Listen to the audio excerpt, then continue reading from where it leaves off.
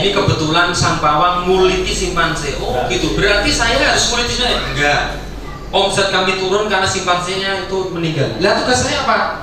Tugasnya adalah sementara menjadi simpanse jadi-jadian. Wah, masa aku jadi munyuk pak? Ayo gelem ora gitu. Mau nggak? Gajinya berapa pak? 2 juta. Ya 2 juta per bulan. Iya per bulan. Serius pak? Serius? Waduh, tapi jadi munyuk pak yo. Tapi kelihatan nggak wajah saya? Ya enggak, mau pakai jaket simpanse yo. Oke. Yaudah pak, saya mau. Ya sebentar dites dulu. Oke, sekarang bergaya simpanse. Coba suaranya. Itu bukan simpanse mas, itu gugu gitu ya. Oke, kalau simpanse gimana pak? Wah, kok persis sekali mas gitu ya. Ini kayaknya kok bakat sekali jadi punya ini ya ini. Oke, kalau begitu kamu diterima. Senin kamu masuk. Tapi pak, boleh nggak saya Senin itu terima gaji? Orang kerja wis jaro gaji, belum kerja udah minta gaji. Ya misalnya pak, pokoknya Senin saya dikasih gaji tapi setengah saja, separuh saja, berarti 1 juta. Ya yes, tidak apa-apa, kamu memang berbakat menjadi munyuk gitu ya. Oke siap. Senin masuk, dia pakai jaket simpansenya. Masuk kandang simpanse. Wah, mulai pemanasan ya. Mulai pemanasan ini ya. Wah, ya pemanasannya kok kayak gitu ya. Akhirnya apa? Satu orang lewat. Hah? Kayaknya ada simpanse nih. Oh iya, teman-teman, ada simpanse. Wah, ternyata simpansenya pinter sekali. Ketika dilempar kacang, wah, ngupasnya fase sekali. Ketika dilempar dengan dilempar dengan permen, ngupasnya fase sekali. Ada uang jatuh. Loh, ini kok simpansenya pinter sekali. Teman-teman, ini simpansenya pinter sekali. Bahkan ketika ada cewek lewat, waduh, ini simpansenya kok bisa goda ini kan? Akhirnya apa? Yang lihat semakin banyak. Yang lihat semakin rame, tepuk tangannya semakin banyak. Saya mau tanya, pada saat tampil di panggung, tepuk tangannya banyak, tambah semangat atau tambah loyo? Tambah semangat, loncatnya semakin tinggi. Wush, wah, tepuk tangan dari pohon ke pohon. Wush, tinggi sekali, jatuh. Dan ternyata jatuhnya itu kok tiba-tiba tempatnya sepi. Ternyata lompatnya ketinggian, jatuhnya di kandang macan.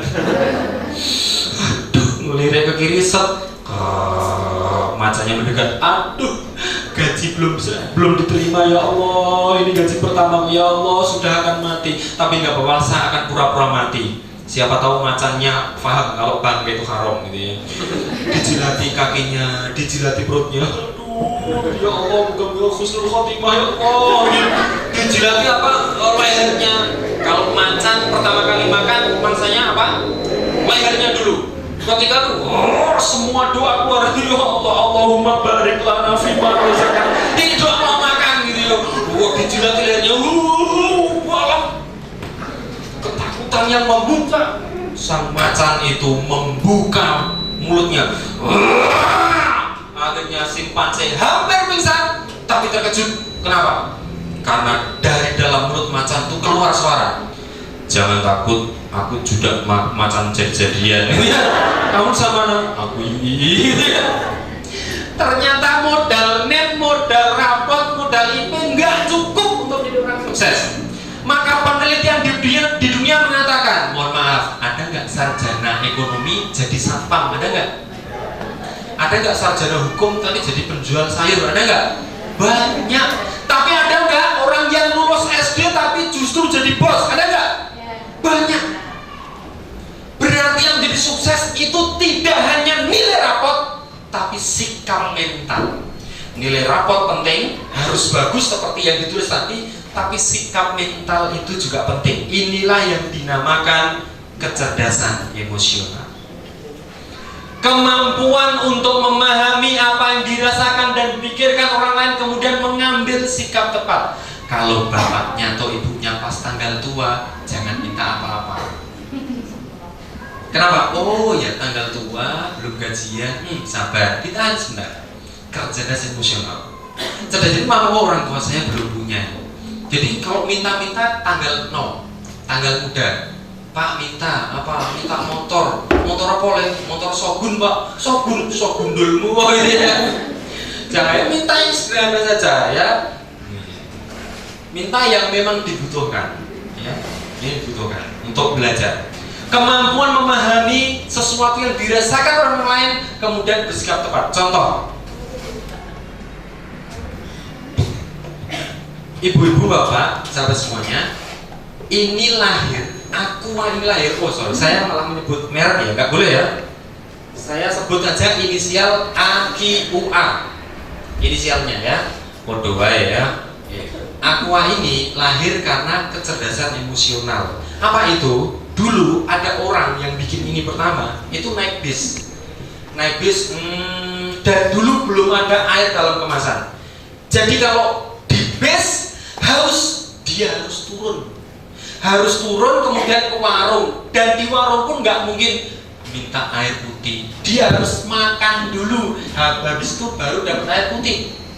Maka dia memahami, oh kalau di bis itu kehausan, nek turun nyuwen-nyuweni terlalu lama. Akhirnya dia mikir, berarti harus ada air di botol supaya kemana-mana bisa dibawa. Dia memahami kalau di bis itu haus nggak bisa turun, akhirnya dia ciptakan, dia bersikap tepat, akhirnya lahirlah Aqua. Bahkan dulu lebih mahal daripada bensin. Kenapa? Orang ini memahami, nek neng bis ki nek haus itu nggak bisa turun, atau kalaupun turun ditinggal bis, akhirnya diciptakanlah air dalam kemasan. Orang itu bisa memahami perasaan orang lain dan bersikap tepat. Ini contoh filmnya.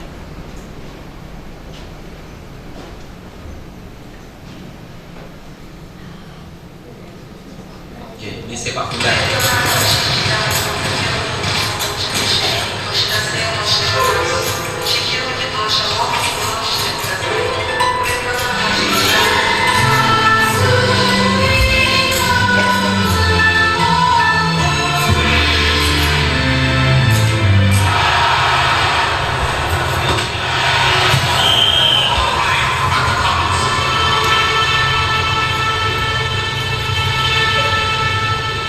Roberto Carlos.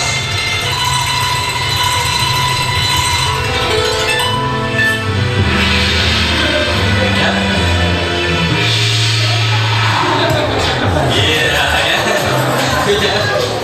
Ya, itu Roberto Carlos. Ya, kalau dalam bahasa kita namanya The Uri. Nah, ya, Uri namanya ya. Ya, jahil. Tapi itulah pengalaman dia bawa kemana-mana. Orang Jepang kalau di hai ikut, hai langsung ditendang, ya, gol ya. Setiap pengalaman itu selalu berharga untuk membawa kemenangan. Jangan lupakan hari ini. Karena bisa jadi yang terjadi hari ini kita akan ingat, oh iya ya kemarin kita main game, oh iya ya kita kemarin main sesuatu, akhirnya ingat itu ya. Nah, pengalaman membawa kemenangan ya. Maka ibu-ibu termasuk nanti kalau ujian, anak-anak ini butuh panduan, bukan dari ibu-ibu, bukan panduan belajar, tetapi panduan emosi. Ketika belajar biasanya sediakan air putih, besok sediakan susu, campur coklat, campur telur, campur jahe, campur madu, malah belenak ya, bikinkan STMJ, wah ya, bikinkan roti bakar. Kok ibu ndingaren toh, ya. Jadi kalau mau ujian itu justru anak itu diseneng-senengan, bukan korasinawa gitu ya. Ya kalau dasar anak setan gitu ya. Kalau anaknya pinter, anak setan, berarti ibu dong setannya gitu ya. Yaudah Pak Wali, dasar ini anak nih kita willy, ibu nih kita willy ya gitu ya, gitu ya. Nah, jadi membuat anak menjadi lebih nyaman ya. Ya seperti hanya ketika dulu pas belajar jalan kan gitu, ketika jatuh kita udah aduh kasihan, enggak, tapi ayo bisa bangun lagi ya, membangun emosi. Berikutnya, berdaya juang tinggi dan berani ambil resiko. Jadi kalau mau sip top markotop harus berjuang, berdaya juang tinggi dan berani ambil resiko. Saya ingin putar satu film, nanti kita bahas.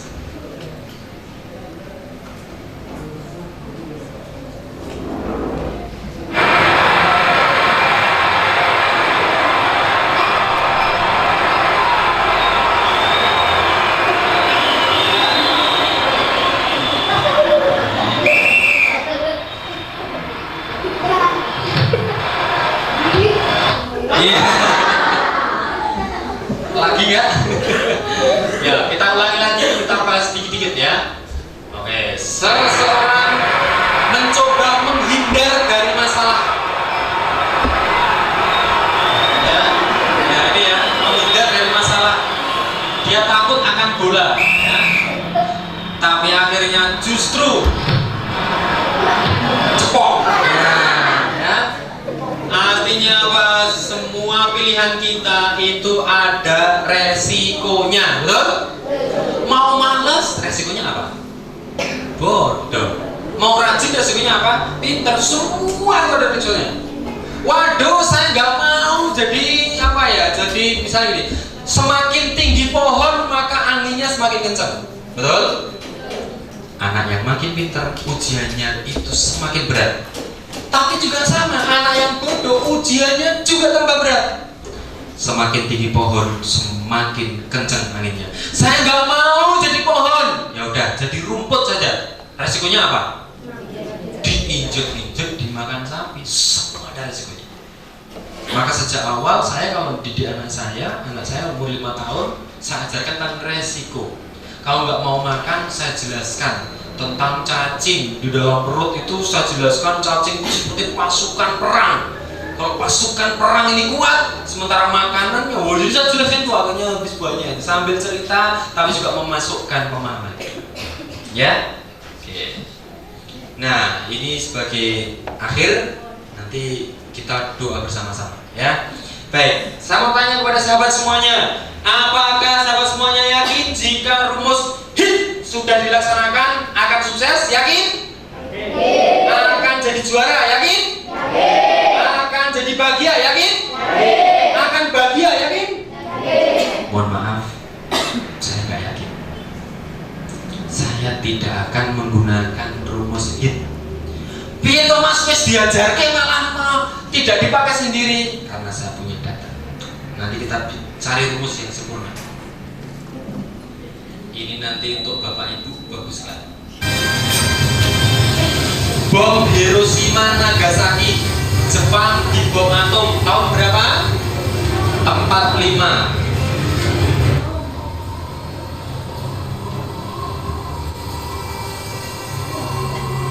43 seconds, the time when barometric triggers started the firing mechanism.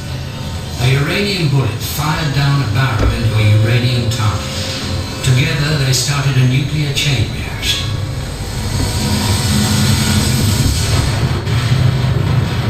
Mengerikan sekali bomnya. Energinya luar biasa, jadi debu. Tidak ada sisa sama sekali. Hiroshima Nagasaki luluh lantak ketika dibom oleh sekutu.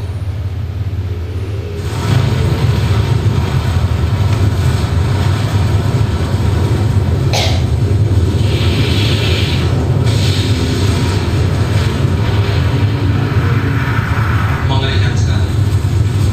Jadi Gunung Nuwuk mungkin masih kalah ya. Efeknya mengerikan sekali.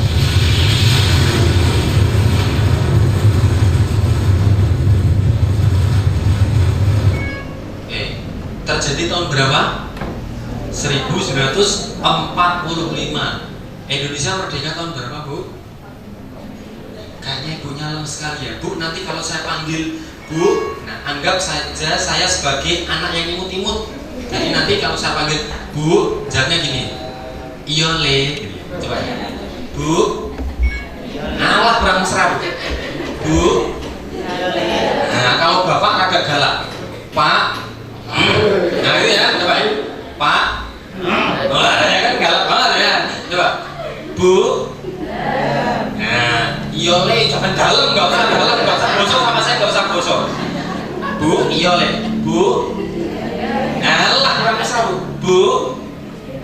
Nah, Pak. Ya bapaknya galak banget. Dia. Indonesia merdeka tahun 1945, sementara Jepang hancur pada tahun itu. Tetapi sekarang hebat mana Pak, Bu? Sahabat semuanya, hebat Jepang apa Indonesia? Hebat Jepang. Buktinya apa? motor-motor yang ada di bawah itu semua merek Jepang. Honda, Suzuki, Kawasaki, Yamaha. Yamaha itu kan karena dari Jepang. Kalau dari Arab, Yamaha gitu ya. Yamaha. Apalagi, wah macam-macam, Mitsubishi. Di variannya juga banyak sekali ya. Itu nggak ada kok merek motor, mereknya Hasan itu nggak ada. Itu mesti motor macetan itu ya. Nggak ada merek motor Hasan itu nggak ada. Mesti ya. Jepang itu luar biasa. Saya punya 2 orang Jepang, 2 orang teman dari Jepang. Maksudnya sekolah di Jepang selama 3 tahun. Satu namanya Dr. Nopriadi, seorang dosen GM. Yang satu Dr. Muhammad Khalid Ridwan, juga doktor energi lingkungan. Itu bercerita, Jepang tahun 2005 itu gempa. Pada saat ibu-ibu bapak itu belanja di sana, itu barang-barang ambruk semuanya. Brus semuanya pada keluar. Setelah gempanya selesai, apa yang terjadi? Ibu-ibunya tadi kembali ke kasir, antri untuk bayar. Luar biasa kan? Mereka takut kalau nggak bayar. Mungkin nggak jauh dengan kita ya. Hah, gempa gitu ya. Gempa gitu ya. Karuni, gempa gitu ya. Luar biasa. Jepang itu luar biasa. Bahkan ada seorang ibu-ibu itu jadi tukang sapu. Ketika teman lewat ini ya. Nyapu, ibu-ibunya nyapu, ibunya mundur dan hai, gitu ya. Teman saya juga hai juga, gitu ya. Nggak tahu. Akhirnya apa? Setelah selesai nyapu, ibu tadi katanya dijemput dengan mobil paling mahal di Jepang. Tukang sapu dijemput dengan mobil paling mahal. Ternyata tukang sapu tadi adalah seorang istri dari profesor yang punya universitas itu. Jadi istri profesor jadi tukang sapu. Kenapa? Karena mereka malu kalau tidak bekerja. Etos kerjanya luar biasa. Di sana ibu-ibu kalau mau masak, itu HP itu sudah terhubung dengan rice cooker. Langsung masak sendiri rice cookernya. Nanti masak sendiri. Mungkin kita lebih canggih Bu ya. Halo? Rendang telur ya. Nggak oseng-oseng ya. Datang udah matang sendiri ya. Lebih canggih ya. Mohon maaf, di sana toiletnya itu kayaknya ada 3 tombol. Kalau duduk ini, toilet duduk itu ada 3 tombol. Merah, biru sama satunya tombol unik gitu ya. Ketika biru dipencet, klik, itu dari dalam kloset itu keluar hawa dingin. Ya anyep gitu ya. Kalau tombolnya merah itu hawa hangat. Aduh hangat gitu ya. Nah teman saya itu nyoba tombol yang ketiga, klik, ternyata dari dalam kloset itu keluar tangan. Apa ini? Jadi keluar tangan robot. Jadi mohon maaf, cebok saja itu sana pakai robot. Kalau kita mah geli Bu ya. Gitu ya. Malah geli. Canggihnya Pak. Dan penghasilan di sana itu rata-rata 20 sampai 30 juta. Kerjanya di sana, wah, kalau bicara kerja itu orang Jepang.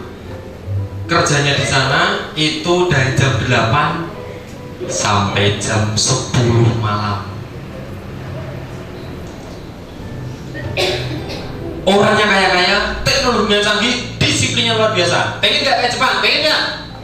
Pengen nggak kayak Jepang? Pengen nggak? Mohon maaf, kalau Kak Cahyo nggak pengen. Kok orang pengen nyakitin gitu ya? Ya, saya tidak ingin seperti orang Jepang. Kenapa? Karena di Jepang adalah negara dengan angka bunuh diri tertinggi di dunia. 1 tahun 3.000 orang, 1 tahun 3 juta orang, rata-rata per hari 180 sampai 100 orang. Itu tiap hari meninggal. Meninggalnya bukan karena kelaparan, tapi justru karena mereka sudah kaya raya. Mereka apapun punya, mau perusahaan tinggal ngambil, mau mobil tinggal ngambil, semuanya kaya raya. Tapi mereka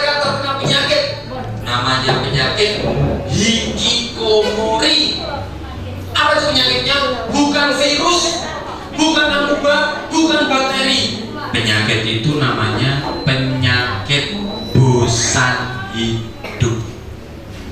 Kebanyakan remaja. Jadi ada cerita Bu, remaja 5 orang itu hidup di dapur sampai orang tuanya tuh bikin dapur lagi. Kenapa? Nggak mau keluar dari dapur, hanya internetan. Dan setelah internetan, mereka kansenan, mereka janjian untuk bunuh diri bareng-bareng. Yuk kita bunuh diri yuk, gitu ya, bareng-bareng. Apa yang merasuki mereka? Hikikomori. Apa itu? Penyakit bosan hidup. Mereka kaya raya, teknologinya canggih, mereka etosnya bagus, tetapi mereka justru mengatakan kami bosan hidup. Satu hari 100 orang bunuh diri.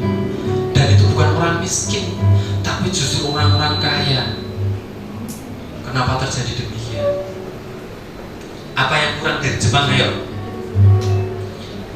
hancurkan penghalang mereka punya, semangatnya bagus, impiannya mereka punya, apa valensi kemampuan mereka punya. Yang nggak dipunya mereka apa? Apa? Coba dulu ya. Oh, ya enggak. Kurang iman. Kurang iman. Wah, coba berdiri. Berdiri aja. Berdiri aja. Coba. Namanya Mas siapa? Bapak ibunya udah datang belum? Sudah. Mas Yuda coba badannya kayak apa? Mana ibunya? Wah. Pas nggak Bu? Pas ya? Pas ya? Alhamdulillah. Ya, sekarang dipakai di sini. Ini kita mengenalkan Salahuddin Al-Ayyubi, pahlawan Islam yang menaklukkan Palestina, merebut Palestina dari orang kafir ya. Ini gambar kaosnya Salahuddin Al-Ayyubi. Alhamdulillah. Wes ganteng nih gambarnya. Oke, coba berdiri Mas, berdiri Mas. Oke. Oke, ya kayak koboan junior ya. Iya ya. Terima kasih. Baik, sudah ada 2 yang dapat. Nanti dapat semuanya. Ning tuku ya. Ya. Karena mereka tidak punya iman. Kalaupun mereka punya agama, mereka tuh hanya agama Shinto, dan Shinto itu bukan agama, hanya filsafat saja. Mereka kaya raya, mereka hebat, teknologi canggih, bahkan menjajah dunia ini dengan teknologi mereka, tetapi justru mereka sendiri hancur. Saya tidak ingin seperti orang Jepang. Mereka hebat tapi nggak punya iman. Lalu buat apa hidup hebat, hidup kaya, tapi nggak punya iman? Lebih baik hidup kita tuh kaya raya tapi punya iman. Betul nggak? Betul. Jangan sampai mencita-citakan anak kita wes ngono wae les yang penting iman. Enggak. Kamu harus jadi orang yang sukses dunia akhirat. Maka harus hit tambah S. S-nya apa coba? S-nya apa tadi? Bahasa lain iman apa? S soleh, sholat, apa lagi? Tadi yang di awal kita tadi, maka bersama SP spiritual. Inilah yang harus kita bangun juga dalam diri anak kita. Spiritual itu apa? Kesadaran akan hubungannya dengan Allah dalam setiap aktivitas yang semua tertuang dalam niat dan cara yang benar. Boleh nggak Bu, Pak, putra putri kita jadi orang kaya raya? Boleh nggak? Boleh. Allah dan Rasulnya mencintai kaum muslimin yang kuat, kuat hartanya, kuat badannya, kuat ilmunya. Maka kita doakan mereka nanti itu menjadi orang-orang yang besar, bukan hanya besar badannya ya, besar ilmunya, besar hartanya. Maka kalau bicara harta, saya ingat sekali Abdurrahman bin Auf, bagaimana beliau menjadi orang kaya raya, mewariskan setiap, mohon maaf, beliau ada 4 orang istri, dan 1 orang istri itu rata-rata 80 miliar warisannya. Kaya sekali. Tapi Abdurrahman bin Auf tetap dijamin surga Rasulullah, padahal kaya raya. Subhanallah. Kenapa? Kekuatan spiritual. Artinya apa? Jangan sampai, wah anak kita itu kalau sudah nggak lulus atau mungkin matematikanya kangelan banget, kita tuh sedihnya minta ampun. Tapi kita tidak pernah sedih kalau anak kita mau Quran nih gradul-gradul, sholatnya mungkin masih bolong-bolong, kita nggak sedih terkadang. Maka spiritual itu harus menjadi landasan hidup kita semuanya, termasuk saya. Setiap aktivitas kita harus dilandasi dengan spiritual. Kesadaran bahwa saya itu ciptaannya Allah, akan kembali kepada Allah. Maka ibu-ibu ketika ngosai-ngosai sering, ya Allah ini untuk niat ibadah padamu, jadi pahala. Bapak-bapak ketika pas berangkat kerja, bismillahirrahmanirrahim, jadi pahala. Adik-adik semuanya ketika bismillahirrahmanirrahim berangkat ke sekolah juga ada pahala. Berarti mohon maaf, hidup kita itu kalau ngapunten Pak Bu, kalau bekerja, anak-anak kita belajar itu untuk dunia atau untuk akhirat? Untuk dunia akhirat. Rasulullah itu pernah bersalaman dengan seorang sahabat. Ini, yes, ini. Rasulullah mengangkat tangan Rasulullah. Kemudian Rasulullah mengatakan, ini tangan atau apa ya? Kenapa tanganmu kasar sekali? Ya Rasulullah, ketahuilah, aku ini seorang pekerja keras. Aku ini pemecah batu. Saya bekerja keras. Maka Rasulullah kemudian berjabat tangan lagi, kemudian mencium. Ya, mencium tangan sahabat itu. Bayangkan Pak Bu, disalami Rasulullah, dicium oleh Rasulullah. Subhanallah. Dan Rasul mengatakan, inilah tangan yang dicintai oleh Allah. Tangannya kasar karena dia bekerja keras. Sekarang Bu, dicek tangannya udah kasar belum? Kalau masih halus sampai rumah diparut Bu, parut gitu ya, biar kasar. Maksudnya apa? Bekerja keras itu pahalanya besar sekali. Yang namanya akhirat tidak hanya bicara sholat. Anak-anak kita ketika kita belajar, aduh kok raiso-iso, maka kita nyatain, nah kalau sekolah niatkan karena Allah, maka insya Allah akan nolong. Ada dua yang kita dapat, yaitu apa? Prestasinya bagus, pahalanya ngalir. Jadi misalnya kita belajar matematika, kok ternyata targetnya 8, malah dapat 9. Itu bonus. Tapi pahalanya juga besar. Ketika kita targetkan anak kita moga-moga dapat 9, dia sudah bekerja keras, sudah belajar dengan giat, kok nilainya 6, maka kita tenang. Tenangnya gimana? Anak saya sudah bekerja, belajar karena iman. Jadi buat apa kemudian prestasinya buruk tetapi kita dibenci oleh Allah? Buat apa prestasi kita buruk tapi kita dibenci oleh Allah? Itu sudahlah jatuh ketimpa tangga. Lebih baik prestasinya melangit tinggi tapi dicintai Allah, betul? Lebih baik jadi orang kaya raya tapi masuk surga daripada orang miskin masuk neraka, betul? Iya kan, benar kan? Iya, lebih baik jadi orang kaya raya masuk surga daripada orang miskin masuk neraka. Sudahlah miskin masuk neraka. Mari kita lihat. Ini siapa namanya? Cristiano Ronaldo CR7. Ini siapa namanya? Lionel Messi. Gaji mereka berapa? Bu, gajinya tadi Bu, Pak. 150 juta. Itu cuma lap keringat gitu. Gajinya mohon maaf, 1 minggu itu sekitar 3-4 miliar. Kalau saya hitung 1 menitnya itu 4 juta. Jadi kalau Messi itu amok 1 menit aja 4 juta gitu ya. Kesandung ya lah 4 juta menit gitu ya. Itu saking minternya. Dan hebatnya lagi Ronaldo ini, wah, dia bangun rumah sakit di Palestina, dia bangun sekolah di Palestina. Messi ini jadi duta UNICEF-nya PBB. Keren nggak? Pengen nggak seperti Messi dan Ronaldo? Pengen nggak?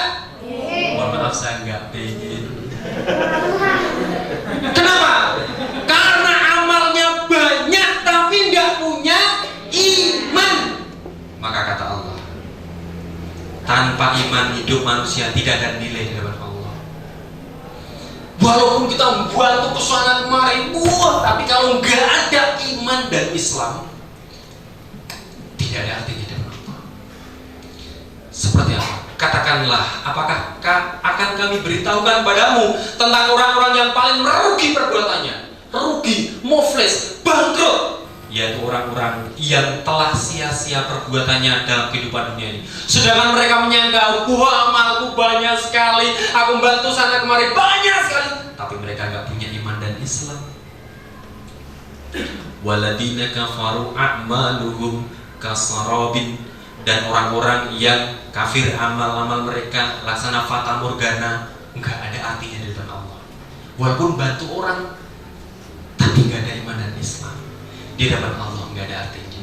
Kalau saya artikan kayak ini, orang yang hebat, yang penuh dengan amal, bantu sana sini, kaya raya di dunia, tapi nggak punya iman, bagaikan orang yang ini ya, orang yang beramal banyak namun tidak beriman, bagaikan menang lomba lari tapi lupa daftar. Wah, aku menang lomba lari, yes, oh, pitanya putus, yeay. Habis itu panitia bilang, kamu siapa ya? Kamu belum daftar kayaknya. Gak kepake. Menang lomba lari tapi lupa daftar, kepake nggak? Nggak kepake. Maka tiap hari anak kita perbarui, termasuk kita perbarui tiket kita. Asyhadu an la ilaha illallah wa asyhadu anna Muhammadar Rasulullah. Jadi iman itu nikmat yang luar biasa. Orang yang beramal namun tidak beriman, bagaikan menang lomba lari tapi lupa daftar, nggak bakalan dapat piala. Maka binaan tempaan anak kita di MI, insya Allah moga-moga tepat sekali. Di sisi lain, wah, sekolah-sekolah umum mengajarkan berbagai hal tentang ilmu hidup, tapi terkadang mengesampingkan bagaimana mereka harus menjadikan iman sebagai landasan hidup. Dikejar itu yang namanya matematika, dikejar itu yang namanya bahasa Inggris, dikejar itu namanya IPA dan sebagainya, tapi mereka lupa mengejar ilmu Al-Quran. Kenapa harus Al-Quran? Kenapa ayo? Al-Quran itu kalau kita mampu mendalami, insya Allah saya juga tetap masih belajar. Itu menjadikan kita mantap hidup dunia akhirat. Dan insya Allah tidak hanya di akhirat, di dunia Allah akan nolong. Kenapa? Quran itu satu, bahasanya ajaib. Bahasa Quran itu ajaib. Contoh Bu, yang ngapunten. Bahasa Jawanya baik, napa Bu? Sae, napa boleh? Nape, napa boleh? Edipeni, napa boleh? Sarwenda, napa boleh? Nah, sekarang bahasa Jawanya buruk, napa Pak? Olo, napa boleh? Elek, napa boleh? Awon, napa boleh? Nah, sekarang bahasa Inggrisnya baik apa? Good, apalagi? Best, ya. Bahasa Inggrisnya buruk apa? Bad, apalagi? Worse, apalagi? Macam-macam. Sekarang semuanya. Bahasa Jawanya halal apa?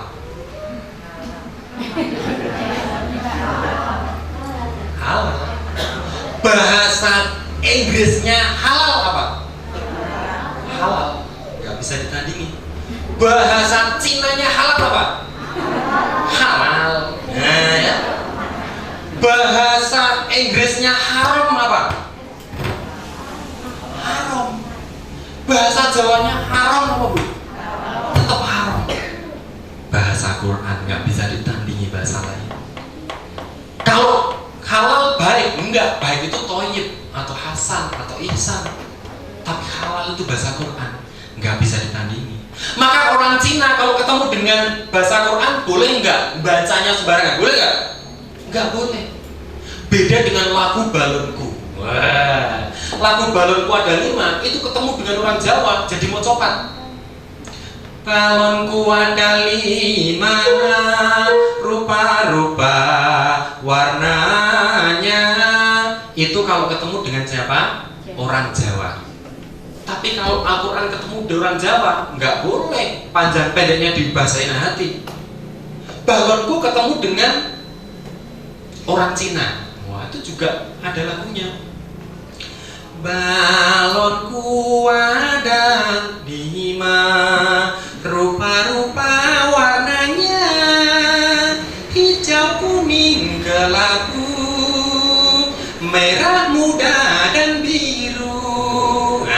meletus balon hijau der, hatiku sangat kacau. Itu kalau ketemu dengan orang Cina. Ketemu dengan Ebi, ketemu dengan Agim, beda lagi. Balonku ketemu dengan Agim. Jagalah hati, jangan kau kotori. Jagalah hati, lentera hidup ini. Balonku ada 5, rupa-rupa warnanya. Hijau, kuning, kelabu, merah muda dan biru. Meletus balon hijau der, hatiku sangat kacau. Balonku tinggal 4, ku pegang erat-erat semuanya. Jagalah balon, balon berarti. Balonku ketemu dengan Ebit GAD, beda lagi. Balonku ada 5, rupa-rupa warnanya. Nah, ini hijau, kuning, merah dan kelabu. Nah, itu Ebit GAD. Meletus balon hijau der, hatiku sangat kacau. Balonku tinggal 4, ku pegang erat-erat. Duru-duru. Nah, itu ketemu Ebit GAD. Balonku ketemu Roma Irama. Itu ada lagi, ada judulnya judi. Balon, balonku ada 5. Ya. Balon, ya. Rupa-rupa warnanya. Meletus balon hijau der, hatiku jadi sangat kacau. Yang hijau saja bisa meletus, apalagi yang merah. Oh, yang merah saja bisa meletus, apalagi yang ungu. Oh, ya, itu kalau ketemu dengan Roma Irama. Balonku ketemu dengan Waljina, jeblok kabeh. Ya. Al-Quran nggak bisa dimain-mainkan, tapi lagu balonku yo sakarku iso ya gitu ya. Maka anak yang menghayati Quran, kita semuanya itu akan punya jiwa yang kuat sekali. Kuat sekali. Kenapa sekarang anak kita jadi galau? Anak kita kena penyakit kuman alias kurang iman. Kalau sudah kena kuman, biasanya kena penyakit kudis, kurang disiplin, gak menghargai waktu.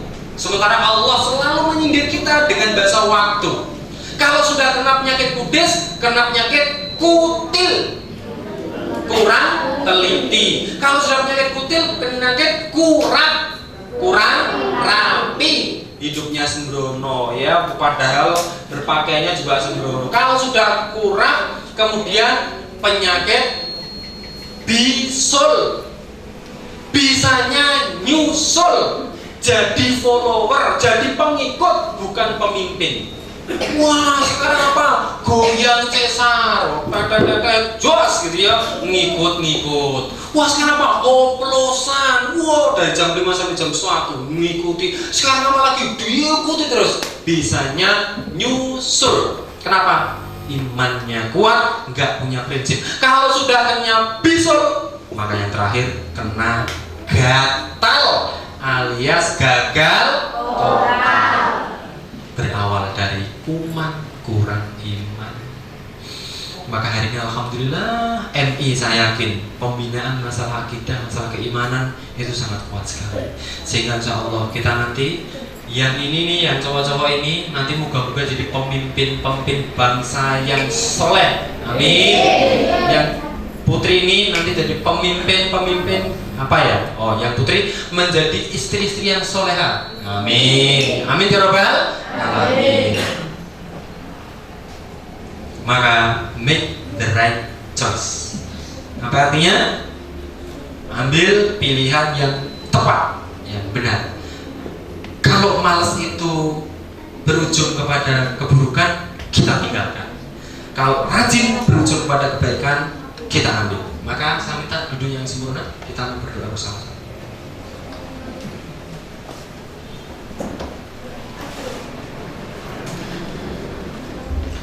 Baik, ibu sekalian yang dirahmati Allah, bapak-bapak yang juga dirahmati Allah, sahabat semuanya, saya ingin merefleksikan hari ini dengan sebuah tayangan antara hubungan antara anak dengan orang tua.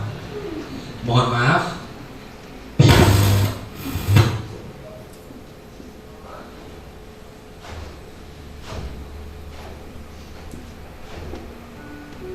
Biasanya kalau nggak percaya, yang ada di depan saya ini anak-anaknya imut-imut dan yang amit-amit, biasanya besarnya, gedenya karena bohongnya ibu dan bapak. Nggak percaya, kita cek satu persatu. Ibu dan bapak itu sering banget bohong sama kita, sering banget. Pada saat kita pulang, kita lepaskan pakaian kita, letakkan di ember, ibu kita nyuci. Ibu kita nyuci, kita bilang gini, Bu, nggak usah nyuci, saya aja yang nyuci. Ibu bilang apa? Enggak nak, ibu nggak capek, saya aja yang nyuci. Ibu aja yang nyuci, kamu belajar saya. Padahal ibu ketika itu capeknya minta ampun, tapi ibu bilang apa? Saya nggak capek. Ibu bohong. Bapak ketika itu nggak punya uang, kita minta SPP, Pak SPP Pak, bapak kita senyum. Ya nak, besok pagi insya Allah ada. Padahal bapak hari itu nggak punya uang, tapi bapak bilang apa? Besok pagi ada. Bapak bohong lagi. Ibu ketika itu pulang dari kondangan sama bapak membawa kue, diletakkan di meja. Kemudian karena kecapean, ya bapak duduk di ruang tamu, duduk di dapur sambil mau masak untuk sore nanti. Kita pulang, ketika kita pulang ada kue. Bu, ini kue siapa? Udah nak, dimaaf aja, itu untuk kamu aja. Kok enggak untuk ibu? Enggak, ibu udah makan. Padahal hari itu ibu belum makan. Untuk siapa? Untuk kita lagi. Pada saat kita pulang, di situ ada makanan nasi goreng. Bu, kok enggak dimakan, Bu? Enggak, ini untuk kamu. Loh, ibu kan belum makan. Udah, ibu udah makan. Padahal hari itu ibu belum makan. Ibu bohong lagi. Bahkan ketika itu bapak sakit. Bapak sakit, ibu sakit, kita tenang. Bu, besok ibu nggak usah belanja ke pasar. Bapak besok nggak usah pasar. Saya aja yang belanja. Ibu bapak bilang apa? Oh enggak, saya nggak sakit. Padahal hari itu ibu sakit. Bapak ketika itu mungkin nggak bisa bangun, tapi mereka bohong lagi sama kita.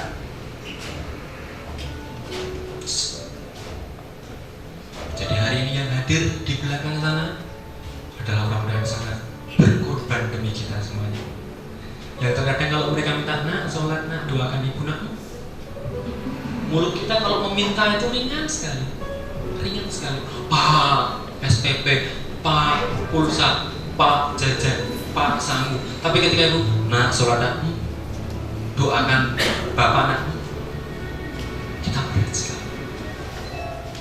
Maka hari ini kita berdoa untuk mereka, karena mereka tiap hari, bahkan mungkin ketika melahirkan kita, mereka, ibu kita sering bohong ya.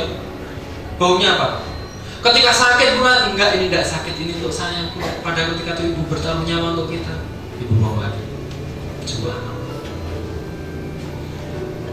Maka hari ini kita doakan ibu-ibu kita, dan semoga kita tidak seperti yang ini.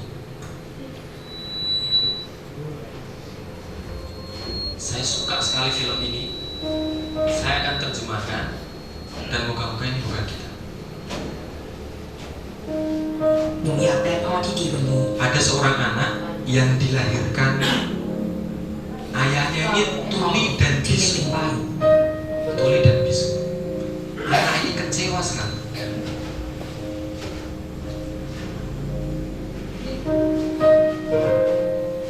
Tiap hari anak ini dihina orang lain.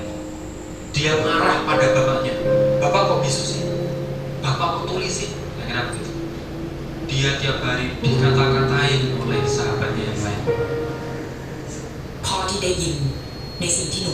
Dia pingin punya ayah yang bisa mendengarnya, tapi kebanyakan tuli.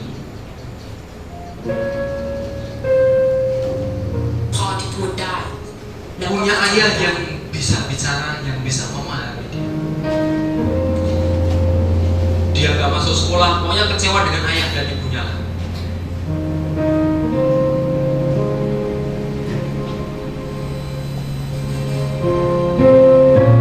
Hingga suatu saat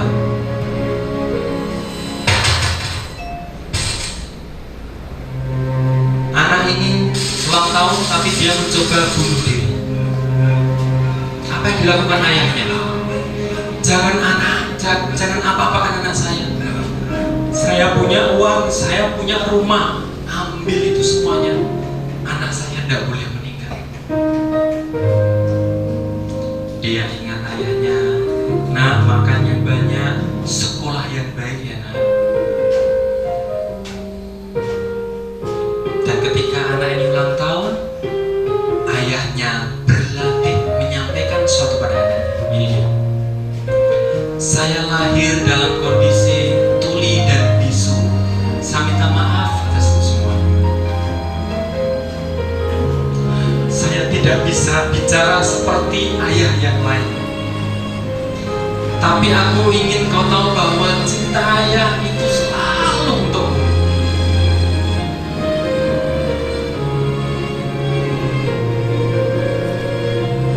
Ambil darah saya.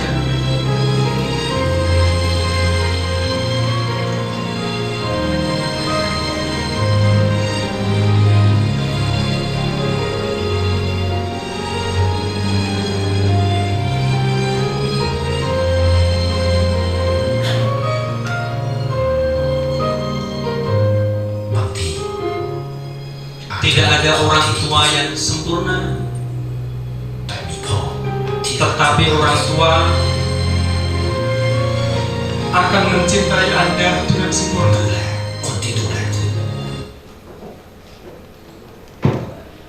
Fokus ke depan, jangan tatapkan kaki diri, fokus ke depan.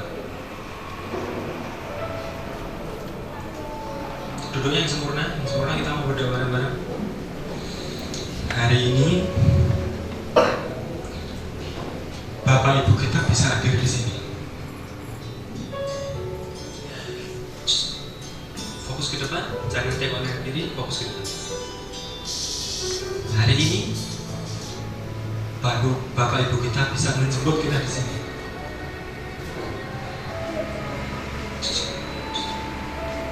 Jangan takut teman. Karena hari ini mereka masih sehat. Karena ibu masih sehat.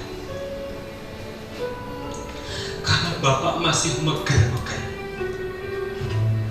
Bapak masih sehat.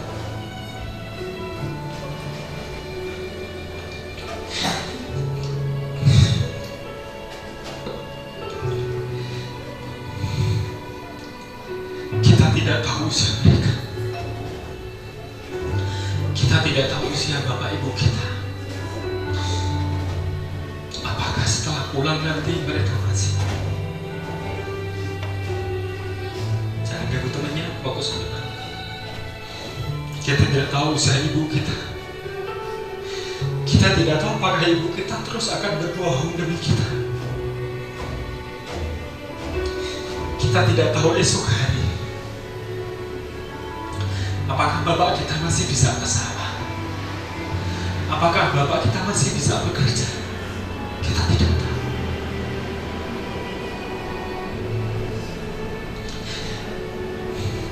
Maka mari kita berdoa untuk bapak ibu kita yang di belakang, yang hari ini mereka mungkin ada acara, tetapi mereka merelakan menyempatkan waktu mendampingi anak-anak, mendampingi sahabat semuanya untuk di sini. Dan kita berharap, ya Allah, sehatkanlah ayah dan bunda kami. Dan Bapak Ibu sekalian, mungkin kita pernah membentak anak kita, mungkin kita pernah berbohong pada anak kita. Dan hari ini semoga anak kita memaafkan kita. Terkadang kita meminta anak kita meminta maaf pada kita, tapi kita jarang meminta maaf pada anak kita. Anak-anak semuanya, sahabatku yang baik hati, mari kita pejamkan mata, kita berdoa kepada Allah. Bersihkan hati kita. Bapak Ibu sekalian, mari kita berdoa kepada Allah. Semoga hari ini menjadi batu loncatan kita untuk lebih bertakwa kepada Allah, untuk lebih membimbing anak kita mencapai prestasi yang setinggi-tingginya, tetapi juga bertakwa setinggi-tingginya.